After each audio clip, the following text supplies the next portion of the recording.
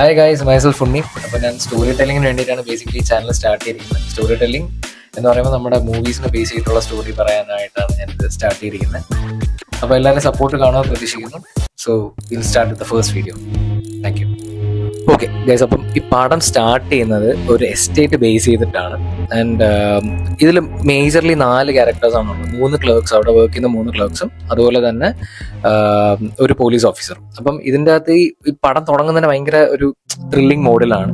എന്ന് വെച്ച് കഴിഞ്ഞാൽ ഇവര് 3 പേരും കൂടെ ലൈക്ക് ഇവിടെ ആ എസ്റ്റേറ്റിന്റെ മാനേജർ ഇതുപോലെ പൈസ വിഡ്രോ ചെയ്യാനായിട്ട് ബാങ്കിൽ പോകാൻ പ്ലാൻ ചെയ്യുന്നുണ്ട്. ലൈക്ക് എസ്റ്റേറ്റിന്റെ ആവശ്യത്തിന് വേണ്ടിയിട്ട്.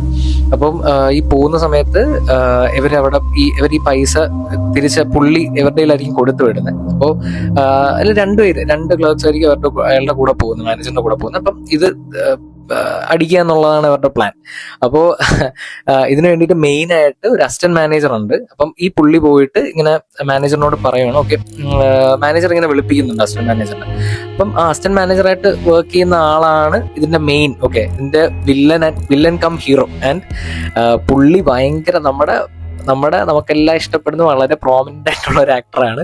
ആൻഡ് എനിക്കറിയില്ല, ചിലപ്പം നിങ്ങൾ മേ ബി കണ്ടിട്ടുണ്ടെങ്കിൽ ഇത് പറഞ്ഞു തുടങ്ങുമ്പോൾ തന്നെ ചിലവർക്ക് ക്ലിക്ക് ആവുന്നുണ്ടായിരിക്കും.